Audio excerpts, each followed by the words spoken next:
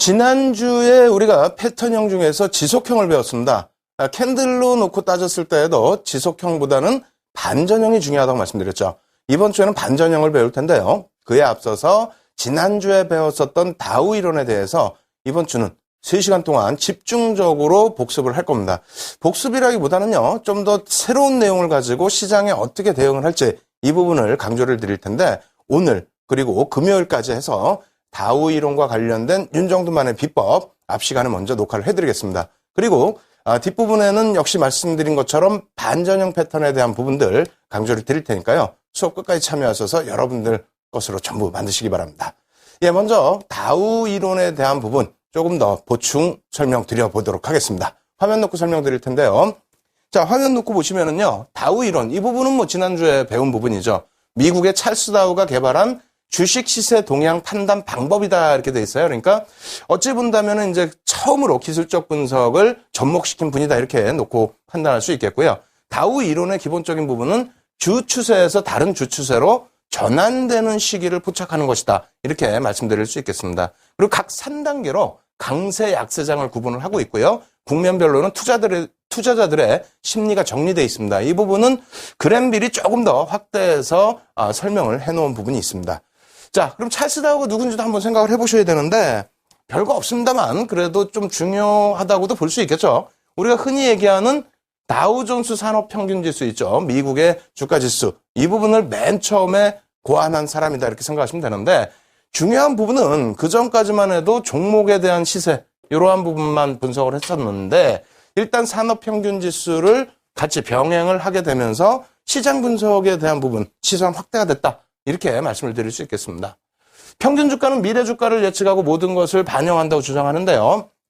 이러한 부분들은 뭐 지난 시간 복습 내용 참조하셔도 되겠고요. 그리고 객관적인 내용이기 때문에 포털 사이트 검색하셔도 되고 또 증권사에 나와 있는 내용을 보셔도 됩니다. 다만 가장 중요한 부분이 종목 시세 분석에서 시장 분석으로 시선을 확대했다라는 부분이에요.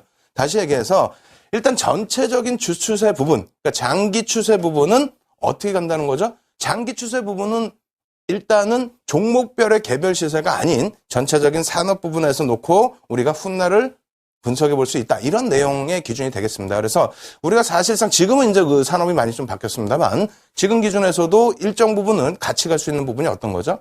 글로벌 경기가 살아난다라고 한다면 물동량이 증가하겠죠. 물동량이 증가한다면 당연히 해운 업체들에 대해서 시세가 발생이 되겠죠. 그리고 나서 뭐 조선 그리고 뭐 건설이라든가 이런 쪽으로 쭉 병행이 돼서 진행이 될 겁니다.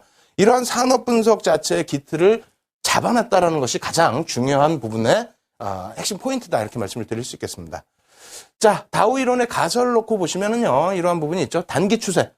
단기 추세라는 거는 그날 하루하루의 주가 움직임이고 그 당시에도 시세에 대해서 약간의 조작이 있었다고 합니다. 뭐 지금도 일부는 그런 부분이 있습니다만 어찌됐건 단기 추세는 인위적인 시세 흐름이 나올 수 있다는 부분이고요. 중기 추세는 3주에서 수개월 정도. 요즘으로 따지면 이것이 이제 중기 추세라기보다는 이것이 장기 추세가 되죠. 요즘은 더 짧아진 그런 흐름이 되는데 여기서는 중기 추세로 표현을 하고 장기 추세는 최소 1년에서 10년까지를 놓고 보는 그러한 부분을 장기 추세라고 표현을 했습니다. 그리고 다우 이론에서의 추세 해석 부분은 상승 국면과 하락 국면으로 나눠지는데 이 부분 차분하게 자료 다운받으셔서 보시기 바라겠고요. 그리고 이 부분 강세장과 약세장 부분에서 세 가지 국면으로 나뉘어진다. 이 부분을 바탕으로 해서 이번 주 내내 이 부분에 대해서 집중적인 교육을 해드릴 겁니다. 어떤 내용이냐면 이것을 활용해서 그러니까 윤정두는 다우 이론을 어떻게 활용하고 있느냐. 그 부분은 나중에 이제 기본적 분석에서도 한 번 더 해드리겠습니다만 지금 기술적 분석 면에서는 기술적 분석의 가장 또 대표적인 게 뭐가 있습니까? 기술적 분석의 가장 핵심은 수급입니다. 수급을 파악하기 위해서 캔들을 보는 것이고 수급을 파악하기 위해서 이평선을 보는 것이고 수급을 파악하기 위해서 거래량을 보는 겁니다. 그렇다면은 더 자세히 간단하게 말씀드린다면은 시장 주도 세력의 수급을 판단하기 위해서 기술적 분석을 한다. 이렇게 보기 때문에 우리가 흔히 이제 외국인과 기관 수급에 대해서 또 개인 수급에 대해서 그냥 놓고 보는데 기술적 분석이라고 이해를 안 하시는 경우들이 있어요. 아닙니다. 수급 자체가 기술적 분석의 가장 기본적인 요인이고 그리고 수급 분석 자체를 우리가 놓고 해석할 수 있다라면 여타 기술적인 분석을 해석하는 것보다 더 큰 효과를 낼 수 있다. 이렇게 말씀드립니다. 그래서 오늘도 말씀드리겠지만요. 목요일, 금요일, 특히 금요일 날 같은 경우에는 윤정두만의 또 특급 비밀 숨겨져 있으니까요. 그 비밀을 비법으로 또 연결을 해서 꼭 여러분들 것으로 만드시기 바랍니다. 오늘 수업 내용도 계속해서 진행을 해드리도록 하겠습니다. 자, 다우 이론 부분에 있어서요. 표를 놓고 다시 설명을 드리게 되면요. 이러한 국면이 되겠죠. 강세 시장에서는 매집이 발생이 되고 상승 국면으로 진행이 되고 과열로 놓여지게 되고 그리고 나서 이제 이렇게 순환성으로 흘러내려오다 보면은 여기서 분배 국면, 공황 국면, 침체 국면으로 변형이 된다. 이렇게 다우 이론은 주장을 하고 있습니다. 이 부분이 뭐냐면요. 그 그림 하나 더 놓고 설명을 드릴 텐데요. 이러한 부분이 되겠죠. 시장의 차트라고 놓고 보셔도 될 것 같아요. 그래서 뭐랄까 주가지수 부분으로도 놓고 해석하실 수 있겠고요. 각각의 종목으로 놓고 해석을 하실 수도 있겠고요. 앞서 말씀드린 것처럼 산업의 차트로 놓고 보실 수도 있습니다. 어찌됐건 간에 뭐 앞전에서도 똑같은 흐름이 나왔겠죠. 밀려 내려와서 이 구간에서 뭐 지금 매집 상승 과열 분해 공황 침체 이렇게 해놨습니다만 이 구간에서는 똑같은 위치입니다. 사실상은. 그죠? 그래서 침체 국면, 바닥 국면에서부터의 흐름인데 강세 시장으로 이제 진입이 되는 국면으로 전환이 되면은 매집이 단행된다. 누가요? 나중에 다시 배우겠습니다만 그랜빌이 주장을 했죠. 어떻게 해요? 외국인 기관, 우리나라 기점에서는 외국인 기관. 다시 얘기해서 전문 투자자들은 이 단계에서 매집을 단행한다는 겁니다. 그러고 나서 상승 국면에서는 점진적인 매도, 차익 실현. 가장 많은 부분이 이 부분에서 기술적 분석을 통한 차익 실현을 극대화한다. 이렇게 표현할 수 있겠고요. 그리고 나서 과열 국면으로 놓여지면은 공포감, 전문 투자자들은 공포감을 갖게 된다는 겁니다. 왜?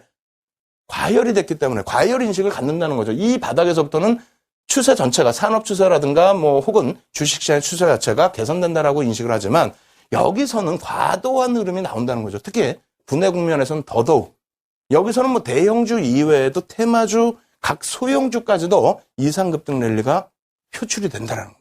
그러고 나서는 이제 공황 국면 접어들게 되고 침체 국면 접어드는데 이러한 부분의 자세한 내용은 뭐 지난주의 내용 다시 한번 복습을 하시고요. 오늘 중요한 부분은 이러한 흐름이 지금 현재 시장에 적용을 해서 대응할 수 있는 범위를 찾아낼 수 있느냐 그 부분입니다. 자, 같이 놓고 보시게 되면요. 조금 엉뚱한 내용이 나왔다라고 생각하실 수 있어요. 어떤 내용입니까?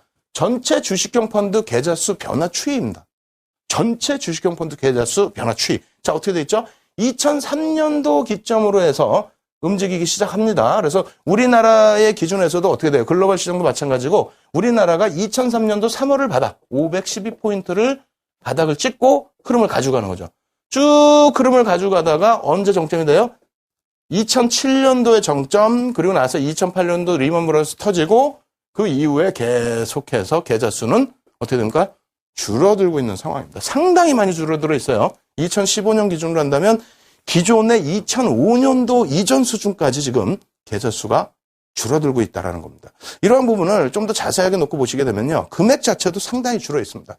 이 부분이 왜 중요하냐면 차분히 잘 생각해 보세요. 주식형 펀드 스탁액 잔고다. 주식형 펀드 판매 잔고다. 이 부분은 뭐냐면요.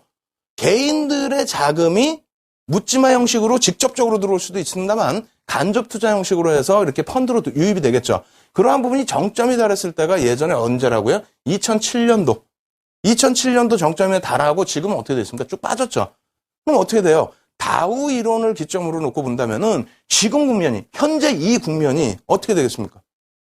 이게 지금 과열이나 분산의 국면이니까 이 먼 기간 동안에 흘러내려온 이 흐름이 아니죠. 지수는 2008년도에 이 과열권에서 한번 깨져 내려와서 2008년도, 2009년 초반에 완전 바닥을 찍고 되돌려진 이후에 흐름에서 이렇게 가고 있습니다. 이렇게 가고 있는데 현재 구간 이 정도에 놓여져 있을 때 개인들이 지금 과열권에 놓여져 있냐 이 부분을 말씀드리는 거예요. 아니죠. 아니기 때문에 현재 다우 이론상의 기준에서는 일단 상승 국면의 매집 단계를 조금 벗어나 있는 그 정도의 시점이다라고 말씀을 드릴 수 있다는 겁니다. 이 부분 조금 더 집중적으로 파고들면서 보여드리도록 하겠습니다. 어찌 보면 뭐 기본적 분석도 같이 포함이 되는 부분인데요. 해외 주식형 펀드의 계좌수 변화 추이입니다. 어떻게 됩니까? 해외 펀드 자유화를 시켜주죠. 고 노무현 대통령 정부 때부터 해서 해외 펀드 자유화, 거기에 규제를 완화해 준 거예요. 거기에 부동산 투자금 환도에 대한 확대 이러한 부분은 그렇게 되면서 이제 뭐 급격하게 증가를 했는데 대략 70조입니다. 적은 게 아니에요. 지금 거의 없는 수준에서 70조까지 금액이 증가했다는 것은 상당한 부분인데 왜 이렇게까지 했느냐? 환율 방어. 환율 방어의 효과 이 부분을 노리고 했는지는 모르겠습니다만 어찌됐건 이자금이 나가면서 이 당시에 환율이 자연스럽게 방어가 됐다. 이렇게 해석을 할 수 있겠습니다. 지금 시간에 중요한 부분은 환율 방어의 기준이 아니고 어떤 부분이요? 과열권이었느냐 아니었느냐 부분을 말씀드리고 있다는 겁니다. 여기에 역시 마찬가지로 판매 잔고 추이도 똑같은 흐름이죠. 거기에 추가적으로 놓고 보시면 가장 중요한 부분입니다. 이 부분은 향후에 여러분들께서 시장 전체적인 흐름을 놓고 보실 때에도 굉장히 중요한 부분인데 일단 두 가지로 놓고 볼 수가 있어요. 한 가지 부분은 신용 부분입니다. 신용. 지금 사실상 신용이 어마어마하죠. 이 부분은 분명히 5월 말 이전에 그러니까 상하한가 제도가 지금 30%대로 확대되는 시점. 그 이전에 이 신용 문제는 터질 겁니다. 불거져서 터질 텐데 그 불거져서 터지는 부분은 어차피 골문 부분을 우리가 도려내야 되는 환불을 도려내야 되는 그런 시점이 되는 거고 그 잔액이 지금 뭐 주식형 펀드 수탁액 잔고처럼 몇십조 원에 달하지는 않습니다. 시장에 대해서 과열을 논할 수 있는 정도의 수준은 아니라는 거죠. 과열론을 가지고 갈 수는 있더라도 그 규모이 어마어마하게 크진 않습니다. 그래서 신용 부분은 일단 해소된다라는 가정하에서 말씀을 드린다면은 주식형 펀드 수탁액 잔고의 부분은 어떨까요? 과열권입니까? 아니라는 거예요. 그래서 우리가 다우 이론 같은 경우에 다시 여러분들이 복습 자료 놓고 자료를 꺼내서 복습을 하시면서 잘 생각을 해보셔야 돼요. 다우 이론이 절대적으로 우리에게 완벽한 기술적 분석을 제공하지는 않습니다만 그렇다고 해서 또 완전하게 과거의 데이터로 치부하기는 어렵습니다. 그래서 경기 순환성의 흐름도 놓고 보실 수가 있는데 어쨌든 우리나라 그 국내 주식형 펀드 계좌수입니다. 계좌수의 변화인데 어마어마하죠. 지금 여기 보시면은요, 이거 만 단위로 돼 있고요.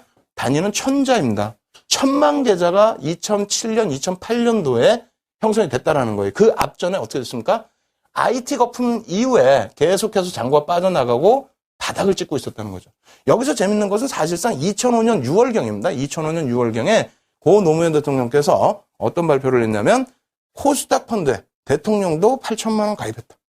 코스닥 펀드에 대통령도 8천만 원 가입했다. 정책적으로 자금을 부동산 시장에서 주식 시장으로 옮겨가겠다. 연기금에 대한 부분 다음에 또 한번 놓고 보여드리겠습니다만 연기금 자금의 한도 확대 그리고 퇴직형 이런 여러 가지의 자금 그리고 변액보험의 자금 확대, 규제 완화, 펀드의 규제 완화 이런 부분 때문에 개인들 자금이 어마어마하게 몰렸다는 거죠. 그래서 여러분들이 겪으시고 혹은 못 겪으신 분들은 2007년도의 상황 아시잖아요. 그죠? 중국 쪽도 마찬가지입니다. 중국 쪽도 2007년도의 기준이 1억 8천만 계좌가 형성이 됐었어요. 그것이 고점이었다는 거죠. 개인들이 엄청나게 몰리고 가계 지출의 35%가 중국 시장 기준입니다. 35%가 주식 시장으로 몰리고 이러한 과열권이 놓여지는 부분이 다우 이론에서 상승 국면의 제3단계 그리고 하락 국면의 제1단계에 놓여지는 국면이라는 겁니다. 다시 정리를 해드린다면 어떻게 돼 있다고요? 지금 기준에서는 개인들이 어떻게 되세요? 옆집, 뒷집 전부 주식하고 난리가 났습니까? 아니죠. 완전하게 확인된 거. 주변에서 막 주식이 어마어마하게 올랐다. 뉴스에서 주식이 어마어마하게 올라서 시장이 최고 고점 행진을 하고 있다. 이러한 부분이 확대돼서 이걸 안 하면 내가 재테크를 못하는 거구나 라고 해서 개인들이 몰리기 시작해서 고점 형성이 돼야 다우 이론상의 고점이 된다는 겁니다. 그래서 우리가 이제 지금까지도 다우 이론 부분을 상당히 많이 활용하고 있는데요. 그러한 부분에 있어서 여러분들이 잘 이해를 해나가셔야 돼요. 그래서 펀드 잔고를 놓고 보시더라도 지금 전혀 문제거리가 발생되는 위치가 아니다. 아시겠죠? 마지막으로 한 번 더 정리해 드립니다. 2004년도에 수치는 여기서는 잘 안 나오고 있습니다만 4조 5천억 원이에요.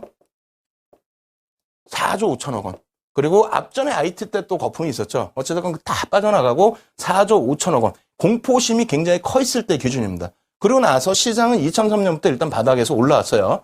올라왔는데 2005년부터 어떻게 한다고요? 2005년도에 20조에 달합니다. 1년 사이에. 1년도 아니에요, 사실은. 하반기에.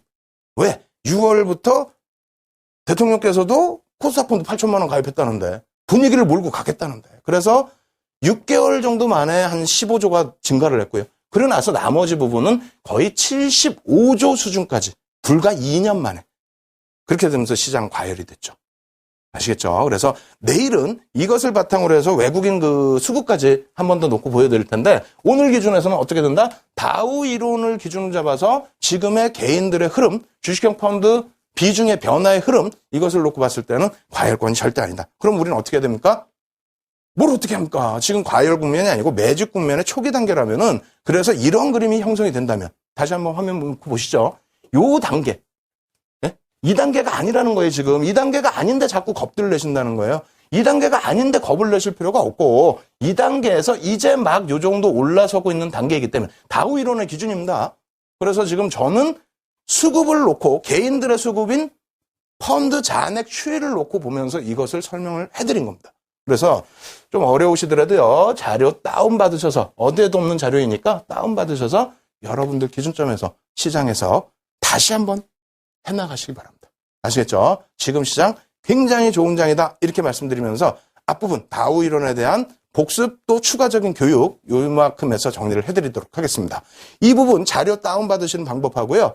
실시간 첨삭지도 받으실 수 있는 방법 화면을 통해서 알려드립니다.